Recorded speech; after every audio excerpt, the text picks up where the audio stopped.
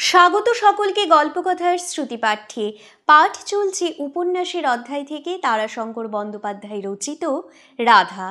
আজকের পর্বে আপনাদেরকে পাঠ করে শোনাবো রাধা উপন্যাস থেকে 10ম পরিচ্ছেদ। মাধবানন্দ ধ্যানে বসেছিলেন। তাঁর ধ্যানের মধ্যে তিনি ভগবানের কংসারী রূপটি মনের মধ্যে রূপায়িত করে প্রার্থনা করেন। এই রূপে তুমি প্রকট হও সর্বলোকের অন্তরে, পাপকে তুমি নাশ করো। ব্রজলীলার ধুলায় খেলা সাঙ্গ করে রথে আরোহণ করো। দেহধারী মানব মানবীর স্নেহ মমতা রাগ অনুরাগময় পার্থিব চেতনাকে অতিক্রম করে পূর্ণ চৈতন্যে জাগ্রত হও।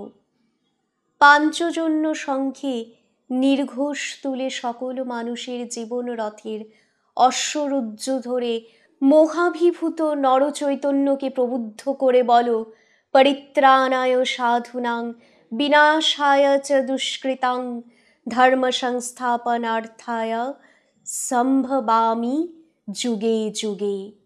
তুমি যুগে যুগে অবতীর্ণ হও, কিন্তু অহরহ মানব অন্তরে তুমি রয়েছ। জীবন ও পয়োধিতে চৈতন্যের শতদলকে সেই অনাদিকাল থেকে দলের পর দলে বিকশিত করছ। আজ এই দেশের লৌকিক কাল গণনার 1146 সাল হিজরি, 1151 শ্বেতাঙ্গ বণিকদের 1739 খ্রিস্টাব্দে দাঁড়িয়ে পিছনের গণনার অতীত বহু সহস্র বহু লক্ষ বৎসর অতীতকালের দিকে তাকিয়ে তো দেখতে পাচ্ছি প্রভু, সে চৈতন্যের শতদল ক্রমপ্রকাশে ক্রমবিকাশে দিনে দিনে ফুটেই চলেছে, ফুটেই চলেছে, ফুটেই চলেছে। এই আমার জীবনে আমি সেই তো কৃমিকীট হতে 84 কোটি দেহান্তরের পর মানুষের দেহে মনে উপনীত হয়েছি। কত জন্মান্তরের পর এই জন্মে তোমাকে উপলব্ধি করছি। এ তো মিথ্যা নয়। চৈতন্যে তুমি পূর্ণ হয়ে জাগ্রত হও প্রভু। নিত্যই তাঁর এই প্রার্থনা। অন্তরের গভীরতম প্রদেশে একটি বেদনার সুর তাঁর এই প্রার্থনা সঙ্গীতের সঙ্গে তানপুরার ধ্বনির মতো বাজতে থাকে। আজ হঠাৎ তাঁর চোখের সম্মুখে তিনি এক বিচিত্র দৃশ্য দেখলেন দলে দলে অশ্বারোহী আসছে।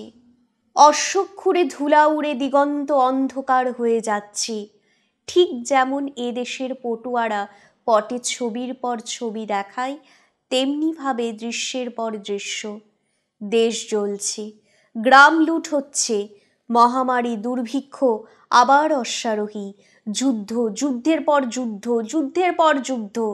এরই মধ্যে ছি ছি ছি ছি ছি, মধ্যে মধ্যে একটি কিশোরীর মুখ, আশ্চর্য, সারি সারি সারি মুখ। ওই একখানি মুখ, নানান বিচিত্র বেশে নানান রূপে ওই এক মুখ সহস্র হয়ে ভেসে উঠছে।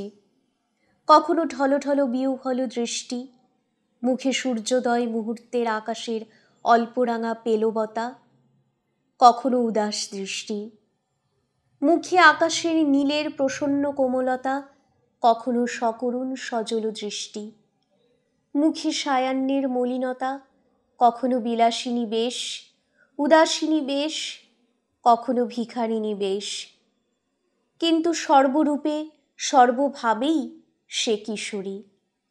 জীবন জগতের সর্বস্থান সর্বকাল ব্যপ্ত করে রয়েছে যেন। সমস্ত পৃথিবীর বুকের উপর জীবনের প্রথম মাধুরী অনন্তমূল অনন্ত কাণ্ড দুর্বাদলের মতো এই কিশোরী রূপ মাধুরী নিজেকে বিস্তার করে রেখেছে মানব জীবনে। পাথর না হলে যেমন দুর্বাদলের আচ্ছন্নতা থেকে নিস্তার নাই, জীব জীবনেরও মৃত্যু ভিন্ন যেন ওই রূপের প্রভাব স্পর্শ থেকে নিষ্কৃতি নাই। প্রার্থনা করেছিলেন, হে কেশব, হে কংসারী, হে গোবিন্দ, আমাকে তুমি ওই রূপ আর দেখিও না, ওকে আবরিত করে তুমি প্রকট হও। ধ্যানের আসন ছেড়ে উঠে পড়েছিলেন মাধবানন্দ। বাইরে এসে আকাশের দিকে তাকিয়ে মুক্ত বাতাসের মধ্যে দাঁড়িয়ে সুস্থ হয়ে ভেবেছিলেন, এটা কি হলো, এইসব কি দেখলেন তিনি? 1146 সালের এই আষাঢ় মাসের রাত্রের প্রথম প্রহরে ধ্যানাসনে বসে তিনি কি ভবিষ্যৎ দেখলেন? দেখা কি সম্ভব? আর ওই মুখ, ওরই বা অর্থ কি? হঠাৎ মনে হলো সবই অর্থহীন, তার চিন্তা উত্তপ্ত মস্তিষ্কের ও অনুভূতির বিভ্রম, একান্তভাবে মিথ্যা কল্পনা, নিজেকেই নিজে ছলনা করেছেন তিনি। কিন্তু এই মুহূর্তটিতেই প্রহর ঘোষণা করে ডেকে উঠল শেয়াল প্যাঁচা। কীট পতঙ্গ ধ্বনি তরঙ্গের মধ্যেও যেন একটি চকিত ছেদ পড়ল। যতক্ষণ এই ঘোষণা চলল, মাধবানন্দ একাগ্র এবং উন্মুখ হয়ে শুনলেন এই ঘোষণা। তিনি যেন নয়, নিশ্চিতভাবে তাঁর মনের প্রশ্নের উত্তর শুনছিলেন। এই শিবারা, এই প্যাচকেরা, এই কীটপতঙ্গেরা তো এই প্রহর শেষের পূর্ব মুহূর্ত পর্যন্ত মত্ত ছিল, আহারে বিহারে বিশ্রামে। হঠাৎ মুহূর্তটি আসবা মাত্র ডেকে উঠল কি করে? এই কাল গণনা কিভাবে চলছিল তাদের মধ্যে? তারা তো মানুষের চেয়ে অনেক পশ্চাতে রয়েছে। তাদের চেতনা, বুদ্ধি, চৈতন্য সবই তো মানুষের থেকে অনেক গুণে ক্ষীণ, অপরিপুষ্ট। তবু তাতেই তারা যদি বর্তমানে এইভাবে প্রহর ক্রান্তিকে বুঝতে পারে, তবে মানুষই বা ভবিষ্যতের ক্রান্তিকালকে অনুভব করতে পারবে না কেন? জন্তুরা অতীতকে ভুলে যায়, মানুষ অতীতকে মনে রাখে, বর্তমানে দাঁড়িয়ে তাকে স্মরণ করে। সময়ে সময়ে তো অতীতকালের ঘটনা প্রত্যক্ষের মতো চোখের সামনে ঘটে যায়, তবে ভবিষ্যৎই বা দেখা অসম্ভব কিসে? তিনি কি তবে ভবিষ্যৎকে দেখলেন? কথাটা কেশবানন্দকে বলতে গিয়েও বললেন না। রাজনৈতিক অভিজ্ঞতায় অভিজ্ঞ, কূটনীতির বিচারে ও হিসাবে পারদর্শী এই পশ্চিম দেশীয় সুচতুর লালা বংশের সন্তানটির সিদ্ধান্তের সঙ্গে এর খানিকটা মিল রয়েছে। কেশবানন্দ এতেই উৎসাহিত হয়ে তার সর্বনাশা চাতুরীর খেলাকে অভ্রান্ত বিধি এবং বিধান বলে প্রয়োগ করতে উদ্যত হবে। দাবা খেলার খেলুড়ে সে, জীবন খেলার বিধাতা নয়, এটা সে ভুলে যাবে। নিজের কাছে নিজে প্রতারিত হয়েই এ খেলা শেষ করবে সে। যা দেবী সর্বভূতেষু ভ্রান্তিরূপেণ সংস্থিতা, নমস্তস্যৈ নমস্তস্যৈ নমস্তস্যৈ নমো নমঃ। মন্দিরে প্রবেশ করে আসনে বসে আবার যেন অস্থির হয়ে উঠলেন তিনি, এবং সে অস্থিরতা এমন যে আসন ছেড়ে উদ্ভ্রান্তের মতো বের হয়ে এলেন মন্দির থেকে। আশ্রম প্রাঙ্গণ তখন জনশূন্য, সবাই ঘুমিয়ে পড়েছে। তিনি আশ্রম থেকেও বেরিয়ে পড়লেন, দাঁড়ালেন বনের মধ্যে। আপনার চিত্তের সে এক বেদনার্ত অসহায় উপলব্ধি বা অনুভূতি যাই হোক, তার আবেগেই তিনি বেরিয়ে এলেন আশ্রম থেকে। শুধু তাই নয়, অজ্ঞাত আকর্ষণও যেন তাঁকে টানছে, অনিবার্য বেগে আকর্ষণ করছে তাঁকে। চললেন তিনি জয়দেব কেন্দুলের দিকে। জয়দেবের সাধনা যদি মাত্র লোকরটনা না হয়, যদি সত্য সত্যই কবির সংশয় নিরসনের জন্য শ্যামসুন্দর জয়দেবের রূপ ধরে এসে নিজের হাতে কলম ধরে দেহি পদ পল্লব মুদারম পংক্তি লিখে গিয়ে থাকেন, তবে সেই সাধন পিঠে গিয়ে আছাড় খেয়ে পড়লে কি কোনো নির্দেশ তিনি পাবেন না? যদি সত্য হয় অবশ্যই পাবেন, মিথ্যা লোকরটনা হলে পাবেন না। রক্তনালা পার হয়ে তিনি এসে অজয়ের বন্যারোধী বাঁধের উপর উঠলেন। পিছনে শ্যামরূপার গড় জঙ্গলে জীবনের আদিরূপের খেলা, বল খেলা, লীলা বল লীলা চলছে। একটা চিতাবাঘের গর্জন এবং একটা হরিণের আর্তস্বর একসঙ্গে মিলিত হয়ে নৈশ স্তব্ধতাকে সচকিত করে তুলেছে। মুহূর্তের জন্য মাধবানন্দ থমকে দাঁড়ালেন। তাঁর পায়ের কাছে হাত দুই দূরে, ও দুটো কি? ওহ, মৈথুনালিঙ্গবদ্ধ বিবশদেহ প্রায় হতচেতন দুটো সরীসৃপ, মহাবিষধর দুটো গোখুরা সাপ। বাঘ এবং হরিণের গর্জন ও আর্তনাদ, তাঁর নিকট সান্নিধ্য কিছুতেই তাদের সচেতন করে তুলতে পারেনি। চেতনা পর্যন্ত এক বিবশতার সমুদ্রের কোন অতল গহ্বরে মগ্ন হয়ে গেছে। একটু বিচিত্র হাসি ফুটে উঠল তাঁর মুখে। পরক্ষণেই অতি সন্তর্পণে কয়েক পা পিছিয়ে এসে পাশ কাটিয়ে পথ ধরে অজয়ের তটভূমে নেমে পড়লেন। দেহের মধ্যে যে মহামোহময়ী বাস করেন তাঁকে তিনি আজ নূতন করে প্রত্যক্ষ করলেন। আষাঢ় মাসের অন্ধকার রাত্রি, তার উপর আকাশে মেঘ।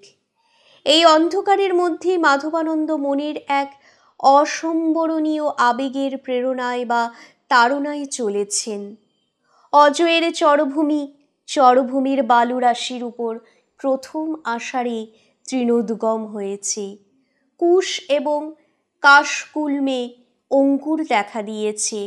খরম পায়ে এতে চলবার পক্ষে কিছু সুবিধা হয়েছে। মাধবানন্দ পশ্চিম মুখে চলেছিলেন। ওপারে ইলামবাজার জনুবাজারের গঙ্গার রেশ চলেছে অনেক দূর পর্যন্ত। প্রায় গ্রামে গ্রামেই ঘাটের মাথায় ছোট ছোট বাজার। এই রাত্রেও দু চারটে আলো জ্বলতে দেখা যাচ্ছে। গ্রাম্য কুকুরেরা চিৎকার করছে এপারের বনের দিকে লক্ষ্য করে। বোধ করি এপারের শ্যামরূপার গড় জঙ্গলের অরণ্য জীবনের অবাধ উন্মত্ত লীলাকে শাসাচ্ছে। গোটা চরভূমির গুল্ম এবং তৃণাস্তরণের ভিতর থেকে বিচিত্র ঐক্যতান উঠেছে। সূর্য এখন উত্তরায়ণী, সৃষ্টি জীবন স্রোতে এখন বন্যার সময়। অম্বুবাচিতে পৃথিবী ঋতুমতী হন। সঙ্গে সঙ্গে সরীসৃপ কীট পতঙ্গ জীবজন্তুর মধ্যেও তনুভোগ বাসনা উত্তপ্ত উগ্র হয়ে ওঠে। ওই সেই মোহময়ীর নৃত্যলীলা, উলঙ্গিনী হয়ে নাচছে সে। অজয়ের জলে পা দিয়েই আবার থমকে দাঁড়ালেন মাধবানন্দ। ও, জলতলেও চলেছে ওই মোহময়ীর উলঙ্গ নৃত্য। এই তো নূতন বর্ষণ নামবে, নদীর বুক ভরবে, বন্যা আসবে। সেই বন্যায় ভেসে আসবে মাছের ডিম, মাছের পোনা, ব্যাঙাচিতে ভরে যাবে পুকুর ডোবা। জগৎব্যাপ্ত চৈতন্যের তপস্যা ভঙ্গের জন্য সে মোহিনীরও যেন এ এক দুশ্চর তপস্যা। কি তার রূপ, সে কেমন, অন্ধকারের মধ্যে গাঢ়তম অন্ধকারের মতো কি। পায়ের উপর দিয়ে নদীর স্রোত বয়ে যাচ্ছে, পায়ের তলায় বালি খসে খসে সরে যাচ্ছে। হঠাৎ নারীকণ্ঠের একটি কাতর চিৎকারে তাঁর চেতনা ফিরে এলো। চিন্তামগ্নতার ঘোর কেটে গেল। কে চিৎকার করছে এমন মর্মান্তিক কাতর চিৎকার? নারীকণ্ঠে কি মর্মান্তিক বেদনা! ওহ! তিনি অনেকটা পশ্চিমে এগিয়ে এসে কেন্দুলের শ্মশান ঘাটের সামনে এসে পড়েছেন। মন্দিরের ঘাট ওই যে অনেকটা পূর্ব দিকে। হ্যাঁ, ওই যে জয়দেব প্রভুর সিদ্ধাসন, ওই তো ঘাটির উপর। মনের আবেগে চিন্তামগ্নতার মধ্যে এসে পড়েছেন তিনি। ওই সামনে শ্মশান ঘাটের বিশাল বটগাছটা দেখা যাচ্ছে। ওরই পাশে ওই তো পৌষ সংক্রান্তিতে বাউলদের সঙ্গম তীর্থ। আবার সেই নারীকণ্ঠে আর্তবিলাপ ধ্বনি ধ্বনিত হয়ে উঠল। কণ্ঠস্বর থেকে বুঝতে পারা যাচ্ছে এ আর্তনাদ কোনো সদ্য বিপন্নার নয়, এ আর্তনাদ মর্মান্তিক বিলাপ। বোধ করি কোনো অভাগিনী তার অন্তরের ধনকে হারিয়ে বিলাপ করছে। কিন্তু কই, কোনো চিতা তো জ্বলছে না, মানুষজনের সাড়াও তো পাওয়া যায় না। তাহলে হয়তো কোনো পাগলিনী গভীর রাত্রে শ্মশানে এসে কাঁদছে। মাধবানন্দ একটা দীর্ঘ নিঃশ্বাস ফেলে ফিরলেন। মন্দিরের ঘাটের সামনে গিয়ে অজয় পার হবেন, কিন্তু সামান্য কয়েক পা গিয়েই আবার ফিরলেন। ওই মর্মান্তিক বিলাপধ্বনি যেন তাঁকে আকর্ষণ করছে। সে আকর্ষণে তিনি চলে এসেছেন এতটা। সেই আকর্ষণের কেন্দ্রবিন্দু যেন ওইখানেই বলে মনে হচ্ছে। ফিরে এসে ওপারের শ্মশান ঘাটের সামনের ঘাটে নেমে পড়লেন তিনি। এপার থেকে যারা ওপারের কেন্দুলের শ্মশান ঘাটে শবদাহ করতে নিয়ে যায় তাদের পায়ে পায়ে একটি ঘাট তৈরি হয়েছে এখানে। পায়ের খড়ম জোড়াটা ঘাটের মাথায় খুলে রেখে জলে নেমে পড়লেন। জল এখন অজয়ের বেশি নয়, অধিকাংশ স্থলেই 1 হাঁটু 1 কোমর, 2-1 জায়গায় খানিকটা 1 বুক বা 1 গলার বেশি নয়। এই স্রোতটুকু ধরেই এই সময়ে নৌকো চলাচল করে। স্রোত শেষ হয়ে বিস্তীর্ণ বালুচর, বালুচর পার হয়ে তবে কেন্দুবিল্লের তটভূমি। বর্ষার সময় ছাড়া অন্য সময় এই বালুচরের উপরেই শ্মশানের কাজ চলে। ওই বালুচর থেকে উঠছে ওই বিলাপ ধ্বনি। যত এগিয়ে এলেন এপারের দিকে ততই বুঝতে পারলেন এ বিলাপ ছেদহীন, বিরামহীন, মৃদুস্বরে গুনগুনিয়ে কেউ কেঁদেই চলেছে, কেঁদেই চলেছে। ওপার থেকে শুনতে পাওয়া যাচ্ছিল না, মধ্যে মধ্যে উচ্চ আর্তনাদে কেঁদে উঠছিল যখন, তখনই সে ধ্বনি ওপার পর্যন্ত গিয়ে কানে পৌঁছচ্ছিল। জলস্রোত পার হয়ে বালুচরে উঠে মাধবানন্দ স্তব্ধ হয়ে দাঁড়ালেন। কই, কোথায় সে যে এমন করে বিনিয়ে বিনিয়ে কাঁদছে? গাঢ় অন্ধকারে সব আচ্ছন্ন। আকাশে পাতলা মেঘের আস্তরণ পড়ে নক্ষত্রালোকের পথ রুদ্ধ করে রেখেছে। এই পাতলা মেঘে বারেকের জন্য ক্ষীণ বিদ্যুৎ চমকও চমকায় না যে, তার সাহায্যেও চকিত দেখার সাহায্য হয়। কিন্তু চোখেরও একটা অন্ধকারভেদী শক্তি আছে। কিছুক্ষণ অন্ধকারে চললেই কিছু কিছুটা দেখা যায়।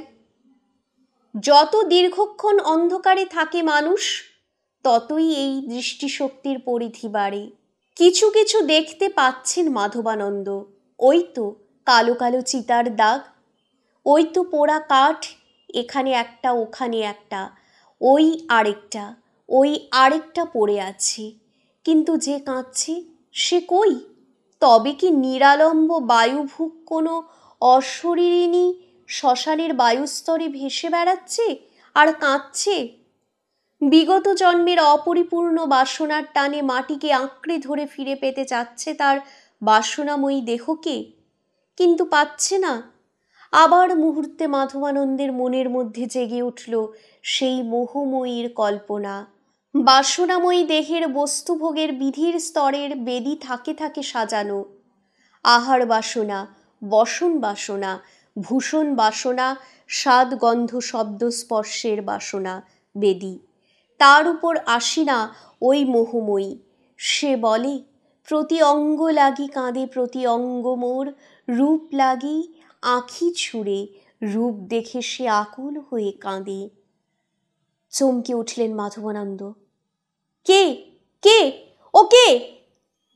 অন্ধকারের মধ্যে সহসা একটি ভূতল শায়িনী মূর্তি উঠে বসল।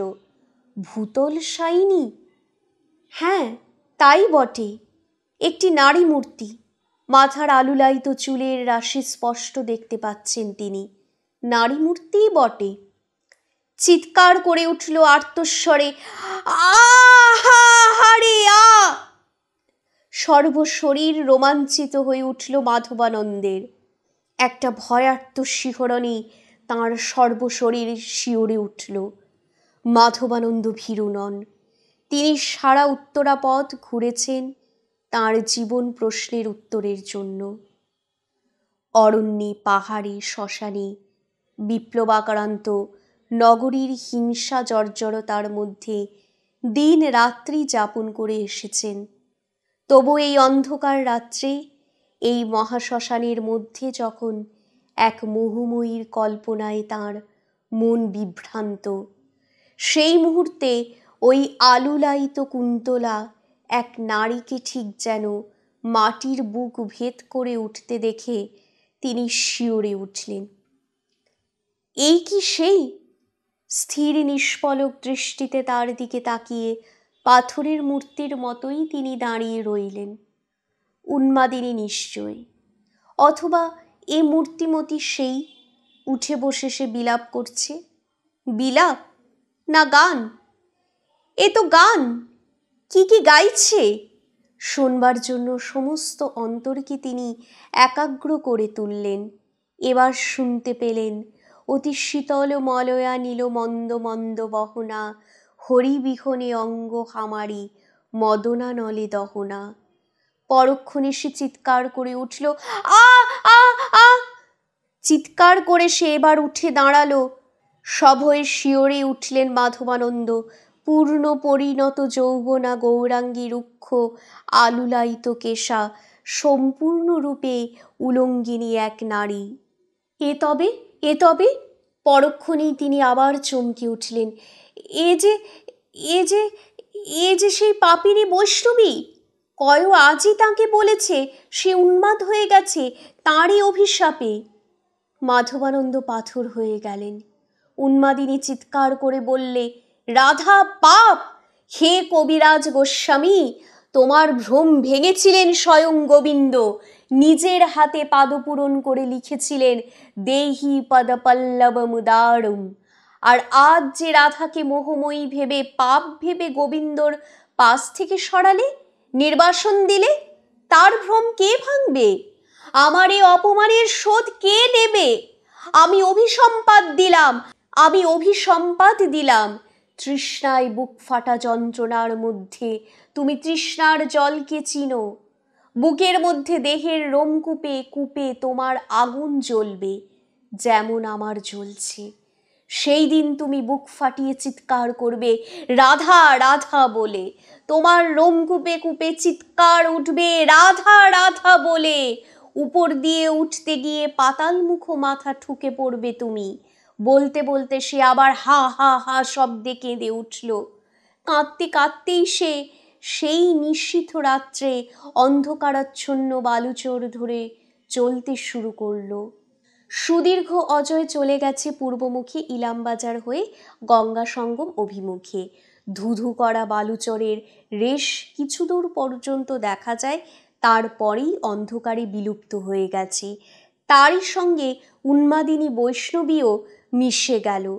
অন্ধকারের মধ্যে শুধু তখনও শোনা যাচ্ছিল, অভিসম্পাত দিলাম, আমি অভিসম্পাত দিলাম। ক্ষীণ থেকে ক্ষীণতর হয়ে সে শব্দ ক্রমে মিলিয়ে গেল। মাধবানন্দ যেন পাথর হয়ে গেছেন। তিনি দাঁড়িয়েই রইলেন। পিছনে অজয়ের জলস্রোতের মৃদু কুলোকুলো ছলছল শব্দ ধ্বনিত হয়ে চলছিল অবিরাম। মাধবানন্দের কানে যেন মনে হলো মৃদু জল কলধ্বনির মধ্যেও বাজছে সেই গান।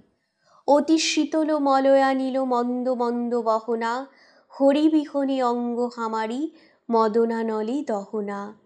আশ্চর্য, তাঁর ইচ্ছা হচ্ছে ওই সর্বনাশের পিছনে ছুটে যান।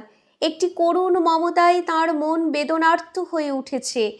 ওই বেদনার আকর্ষণ তাঁকে টানছে। তিনি কঠিন হয়ে সেইখানে দাঁড়িয়ে রইলেন। কতক্ষণ পর কে জানে, কার উৎকণ্ঠিত উচ্চকণ্ঠের শব্দে তাঁর চেতনা সক্রিয় হয়ে উঠল। কে কাকে ডাকছে? বোধ করি খুঁজে বেড়াচ্ছে। মাজি, মাজি, মাজি। মাধবানন্দের চোখে পলক পড়ল। তিনি চঞ্চল হয়ে সামনে পাশে পিছনে মুখ ফিরিয়ে আওখানের দিক নির্ণয়ের চেষ্টা করলেন। কোন দিক থেকে কে ডাকছে? মাজি গো! এবার মাজি শব্দটির অর্থ তার মস্তিষ্কে বোধগম্য হলো। সঙ্গে সঙ্গে মনে হলো এ কণ্ঠস্বর তো তাঁর পরিচিত। কে? কয়? হ্যাঁ, কয়ই তো। মনে পড়ল যে উন্মাদিনীকে এই বালুচরের শ্মশানে বিলাপ করতে দেখেছেন। সে কৃষ্ণদাসী। কয় তাকে খুঁজে বেড়াচ্ছে। একটা গভীর দীর্ঘশ্বাস ফেললেন মাধবানন্দ। মনে মনে কংসারীকে প্রণাম করলেন। হে কংসারী, তুমি দাসকে রক্ষা করেছ। বৃন্দাবনের সকল মোহকে পশ্চাতে রেখে মোহময়ী রাধাকে ফেলে তোমার যাত্রাপথে তুমি পিছনে ফিরে তাকাওনি। রাধার চোখের জলে ব্রজভূমি মৃত্তিকা সিক্ত হয়েছিল। তোমার অনিবার্য নিয়মে সূর্য তাকে শোষণ করে নিশ্চিহ্ন করেছে। তার দীর্ঘ নিঃশ্বাসের উত্তাপকে বায়ু গ্রাস করেছে। তার বিরহ তাপ তপ্ত তনুদেহকে বহ্নি নিশ্চিহ্ন করেছে। ভস্মাবশেষকে গ্রাস করেছে ধরিত্রী। মানুষের স্মৃতিতে বেদনায় শুধু সে বেঁচে আছে। জড়জগতের নিয়মে তাকেও তুমি নিশ্চিহ্ন করে দাও। মানব চৈতন্যের মোহবন্ধন মোচন করো। চারিদিকের অন্ধকার স্তব্ধতা ভঙ্গ করে অকস্মাৎ পাখিরা কলরব করে উঠল। রাত্রি শেষ হয়ে আসছে। মাধবানন্দ আবার অজয়ের জলে নামলেন। এপারে এসে পরিত্যক্ত খড়মজোড়াটা পায়ে দিয়ে পূর্বমুখে এগিয়ে চললেন নিজের আশ্রমের দিকে। ওই দেখা যাচ্ছে ইছাই ঘোষের দেউল। আশ্রমে যখন এসে তিনি প্রবেশ করলেন তখন মেঘাচ্ছন্ন পূর্ব দিগন্ত মেঘান্তরালবর্তী সদ্যোদিত সূর্যের রক্তাভায় যেন রক্তাক্ত হয়ে উঠেছে। সকালবেলা উদয় দিগন্তে এ রক্তাভা বৃষ্টি নামবার পূর্ব লক্ষণ। বৃষ্টি নামবে, বর্ষা আসন্ন। হ্যাঁ, এই সকালেই পাখিরা আহার সন্ধান ছেড়ে মুখে কুটু নিয়ে বাসার দিকে উঠছে। গুরু মহারাজ, কেশবানন্দ দাঁড়িয়েছিলেন কংসারীর গৃহের সামনে। বোধ করি ভোরবেলা উঠে দেবগৃহে বা তাঁর নিজের কুঠুরিতে না পেয়ে তাঁরই জন্যে চিন্তিত হয়ে দাঁড়িয়ে আছেন। মাধবানন্দ বললেন, কেশবানন্দ? তার মুখের দিকে তাকিয়ে শিউরে উঠে কেশবানন্দ বললেন, প্রশ্ন করা আমার উচিত নয়, অধিকারও নাই, কিন্তু আপনার মুখ দেখে কাল রাত্রে কেন্দুবিল্লের দেবতার কাছে কিছু নিবেদনের জন্য গিয়েছিলাম। কিন্তু আকাশ দেখেছ? বর্ষা আসন্ন। চালের আচ্ছাদন মেরামত অবিলম্বে সম্পূর্ণ করো। সে ব্যবস্থা অনেক আগেই করেছি। গুরু মহারাজ আমাকে একটু বেশি বৈষয়িক বলে মধ্যে মধ্যে তিরস্কার করেন। আজ গুরুর কাছ থেকে প্রশংসা প্রত্যাশা করি। মাধবানন্দ এতক্ষণে একটু হাসলেন, বললেন, নিশ্চয়ই, কিন্তু দেখো সেগুলি ইতিমধ্যে আবার জীর্ণ হয়নি তো? এসব অঞ্চলে উই পোকার উপদ্রব বেশি। কেশবানন্দ বললেন, তার জন্যে বাখারি এবং কাঠি গুড়ের গাদের প্রলেপ মাখিয়ে দেবার ব্যবস্থা করেছি। মিষ্টলোভী পিঁপড়ের ঝাঁক উই পোকা প্রায় শেষ করে এনেছে। উইয়ের উপদ্রব হবে না, কিন্তু দুটো সংবাদ আছে, এই ভোরবেলা পেয়েছি। ওপার থেকে কয়ও এসেছিল। শুনলাম উন্মাদ রোগগ্রস্তা কৃষ্ণদাসী কাল রাত্রে নিরুদ্দেশ হয়েছে। সে এখানে তাকে খুঁজতে এসেছিল। আর সংবাদ পেয়েছি নবাব সুজা খাঁ মারা গিয়েছেন। শুনছি শেষ মুহূর্ত নিকট বুঝে বীরভূমি অভিযানের হুকুম প্রত্যাহার করে রাজনগরের নবাবের আর্জি মতো মিটমাট করে নিতে বলে গিয়েছেন। 1,00,000 টাকা দিতে রাজনগরের নবাব স্বীকৃত হয়েছেন। বর্ধমানের মহারাজ তাঁর জামিন দাঁড়িয়েছেন। মাধবানন্দ বললেন, কৃষ্ণদাসীর সংবাদ নিয়েও একবার। মুহূর্তের জন্য স্তব্ধ থেকে আবার বললেন, না, পাপ নিশ্চিহ্ন হওয়াই ভালো, বলেই তিনি অগ্রসর হতে উদ্যত হলেন। কেশবানন্দ বললেন, বীরভূমি অভিযান আপাতত স্থগিত হয়েছে বটে, কিন্তু সারা বঙ্গদেশ নিয়ে যুদ্ধবিগ্রহ আসন্ন এবং নিশ্চিত হয়ে উঠল গুরু মহারাজ। নবাব সুজাউদ্দিন মারা যাবার পর সরফরাজ খাঁ নবাব হবে। লোকটি বিচিত্র চরিত্র। শুনি ইতিমধ্যেই তার হারেমে উপপত্নীর সংখ্যা শত শত। কেউ কেউ বলে এসব নাকি তার এক বিচিত্র ধর্ম সাধনার অঙ্গ। উজির হাজি মোহাম্মদ একদিকে গোঁড়া মুসলমান, অন্যদিকে রাজ্যলোভী কুচক্রী। তার সঙ্গে সরফরাজের বিবাদ লাগলো বলে। আমাদের পক্ষে সুবর্ণ সুযোগ গুরু মহারাজ, আমার প্রস্তাব আপনি বিবেচনা করে দেখুন। চমকে উঠলেন মাধবানন্দ। কি প্রস্তাব? লোক সংগ্রহ করা, আমাদের দলকে পরিপুষ্ট করা, অস্ত্রশস্ত্র সংগ্রহ করা। সন্ন্যাসীর দলকে সশস্ত্র বাহিনীতে পরিণত করতে চাও কেশবানন্দ? হ্যাঁ গুরু মহারাজ, হিন্দু রাজত্ব প্রতিষ্ঠার এই সুযোগ গেলে আর আসবে না। মাধবানন্দ কেশবানন্দের মুখের দিকে তাকিয়ে বললেন, দেশের দিকে তাকিয়ে ইষ্ট দেবতার নাম নিয়ে একটা সত্য উত্তর দেবে কেশবানন্দ? গুরুর সম্মুখে আমি মিথ্যা কথা বলি বলে কি গুরু মহারাজের মনে সন্দেহ হয়? মনসা চিন্তায়ত কর্ম বচসা না প্রকাশায়ত সূত্রটি সত্য এবং মিথ্যার সীমারেখার উপর অতি সুকৌশলে স্থাপিত করে গেছেন মহাপণ্ডিত কৌটিল্য। তুমি একদা রাজকর্মচারী ছিলে, রাজনীতিতে তুমি অভিজ্ঞ। তোমার মনের অজ্ঞাতসারে অভ্যাস ক্রিয়া করে যায়, এটাও মানুষের একটা জীবন সত্য। তোমার বিরুদ্ধে আমার অভিযোগ নাই, তুমি ক্ষুব্ধ হয়েও না। একটু স্তব্ধ থেকে কেশবানন্দ হেসে বললেন, প্রশ্ন করুন, সত্য বলবো। অত্যন্ত সতর্ক সচেতনতার সঙ্গে বিচার করেই উত্তর দেব। বলো তো কেশবানন্দ, মুসলমান রাজত্বের উচ্ছেদ করে হিন্দু রাজত্ব চাও কেন? বিদ্বেষের বশে? কেশবানন্দ স্থির দৃষ্টিতে গুরুর মুখের দিকে তাকিয়ে রইলেন। উত্তর বোধ করি সতর্ক বিচারের সঙ্গে স্থির করেছিলেন। মাধবানন্দ বললেন, রাজত্ব প্রতিষ্ঠার ভিত্তি কোনো বিশেষ ধর্ম নয় কেশবানন্দ, সেটি হলো ন্যায় ধর্ম। যা ন্যায় সঙ্গত তাই ধর্ম, যা অন্যায় তাই অধর্ম। এবং রাজা ন্যায়পরায়ণ হলেই রাজ্য ন্যায়ের রাজ্য হয় না। রাজ্যের প্রজা যদি অন্যায় অধর্মে আসক্ত হয়, তবে সেখানেও রাজার সঙ্গে প্রজার বিরোধ বাধে। যেখানে অন্যায়, সে এক পক্ষেই থাক আর দুপক্ষেই থাক, সেখানে অশান্তি থাকবেই।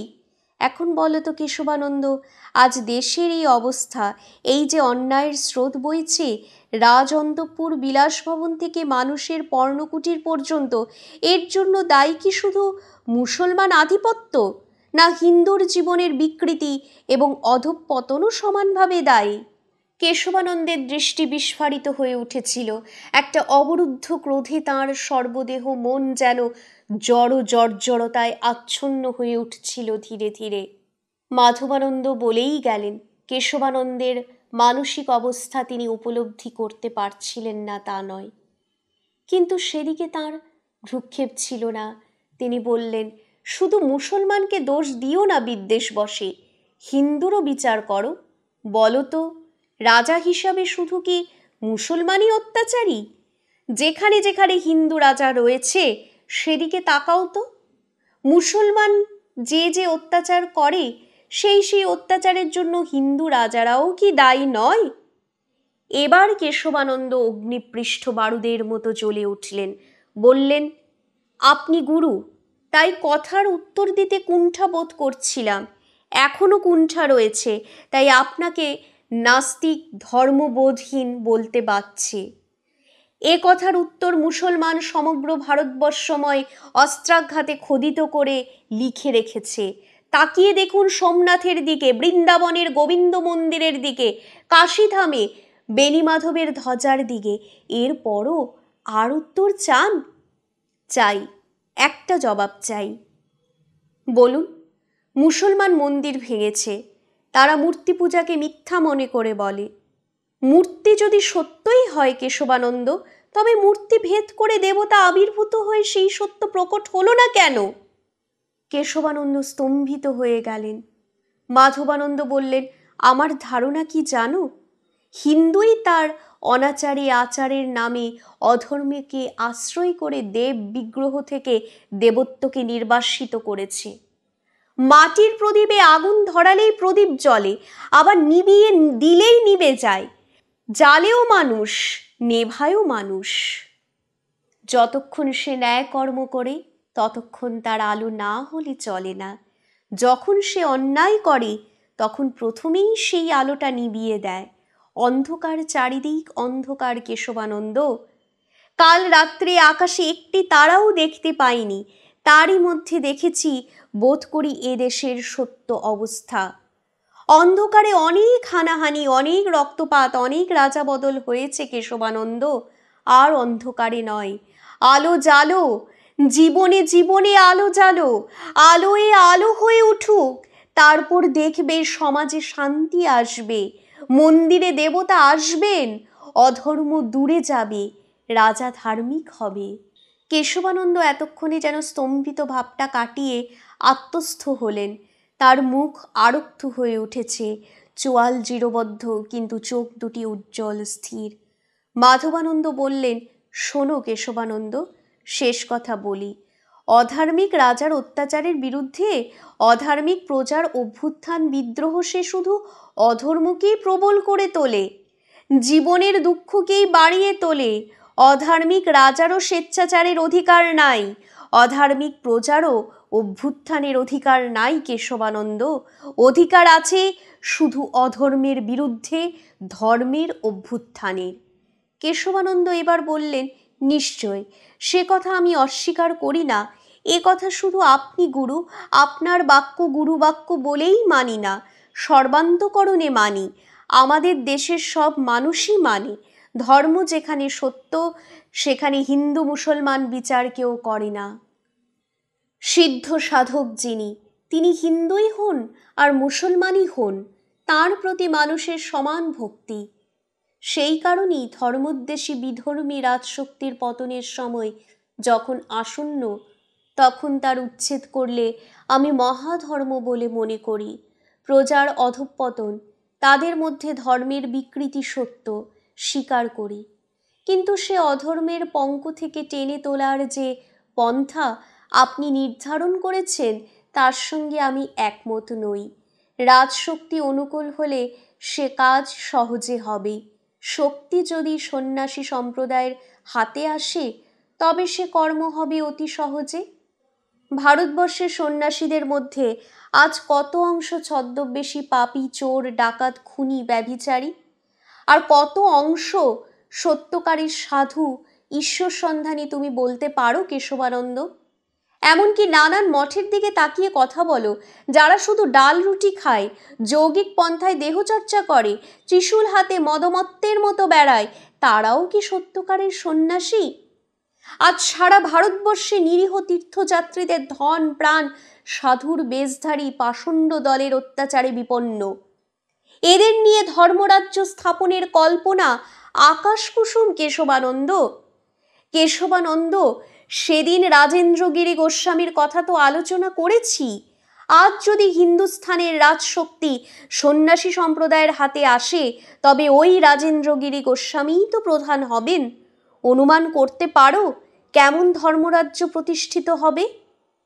কেশবানন্দ আশ্চর্য ধীরতার সঙ্গে কথাগুলি শুনলেন, তারপর বললেন, শুনুন গুরু মহারাজ, আমি আপনাকে বলি, আপনি ধর্মনীতি জানেন, রাজনীতি জানেন না বা বোঝেন না।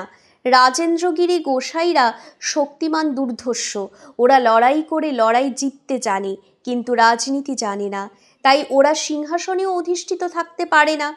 আজ দিল্লির দিকে তাকিয়ে দেখুন, বাদশাহীর আমল চলে গিয়েছে, উজিরের আমল এসেছে। মুর্শিদাবাদের হাজি মোহাম্মদের দিকে তাকান। গুরু মহারাজ, শিষ্যকে গুরুর আদেশ মানতে হয়, গুরুকেও শিষ্যের পরামর্শ শুনতে হয়। আমার পরামর্শ শুনুন, অন্যথায় গুরুর অভিশাপ যেমন শিষ্যকে লাগে, শিষ্যের অভিশাপও ঠিক তেমনিভাবেই ক্রিয়া করে গুরুর উপর। আজ আমরা প্রতিটি শিষ্য একমত। আমাদের অনুরোধ রাখুন, পরামর্শ শুনুন, না হলে। তার চোখের দিকে তাকিয়ে শঙ্কিত হলেন মাধবানন্দ। প্রচ্ছন্ন আগুন যেন দৃষ্টির উত্তাপে আভাস দিচ্ছে। কথা অসমাপ্ত রেখেই স্তব্ধ হয়েছিলেন কেশবানন্দ। মাধবানন্দ সেই কথাটি ধরেই প্রশ্ন করলেন, না হলে গুরু বধেও তোমরা নিরস্ত হবে না? না, সে পাপ করব না। আপনাকে পঙ্গু করে খেলার পুতুলের মতো সামনে ধরে রেখে আমরা কাজ করে যাব। আমাকে বন্দি করবে? বন্দি নয়, অসুস্থ মতিভ্রান্ত গৃহকর্তাকে যে যত্ন এবং সম্ভ্রমের সঙ্গে সর্বদাই চোখে চোখে রাখতে হয়, তাই রাখব। ভোরবেলা আপনি ফিরে এসে যখনই আশ্রমে প্রবেশ করেছেন, তখন থেকেই সেই যত্নে সেইভাবেই আপনি আছেন গুরু মহারাজ। এবার মাধবানন্দ স্তম্ভিত হয়ে গেলেন। লক্ষ্য করলেন দুটি তরুণ শিষ্য দুই দিকে নিস্পৃহের মতো সামনের দিকে তাকিয়ে দাঁড়িয়ে আছে, কিন্তু তারা যে অতি সতর্ক তাতে সন্দেহ নেই। কেশবানন্দ আবার বললেন, আপনি আগুন জ্বেলেছেন, সে আগুন যখন জ্বলেছে তখন তার গতি নির্ধারিত হবে বায়ুর দ্বারা, তার সম্মুখে বিস্তৃত দাহ্য বস্তুর পরিমাণের দ্বারা। গুরু মহারাজ, আজ এই উদ্যমকে ঠেকাবার শক্তি কারুর নাই। চারিদিকে আয়োজন শুরু হয়েছে। এ আয়োজন মহাকালের অভিপ্রায়। বর্ষায় যেমন সকল বীজ অঙ্কুরিত হয়ে সবলে মাটি ঠেলে ওঠে, তেমনিভাবে এর অভ্যুদয় হচ্ছে। শুনুন, ওপারের সুপুরে আনন্দচাঁদ গোস্বামী, সামান্য একজন বৈষ্ণব গুরু, সেও গড় তৈরি করছে। আমাদের আজ আপনি নিবৃত হতে বলছেন, কিন্তু যেদিন রাধাকে নির্বাসিত করে শুধু কংসারীকে প্রতিষ্ঠা করেছিলেন, হাতের বাঁশি ফেলে দিয়ে চক্র এবং অসি হাতে দিয়ে তাকে ভজনা করতে বলেছিলেন, সেদিন এ কথা ভাবেননি কেন? কংসারীকেও পরিশেষে প্রবাসে যদুবংশ ধ্বংস স্বচক্ষে দেখতে হয়েছিল কেশবানন্দ। উপায় নাই গুরু মহারাজ, দেখতে হয় দেখব, কিন্তু কংসারীকে যখন ভজনা করেছি তখন কুরুক্ষেত্রের দিকে অগ্রসর আমাদের হতেই হবে।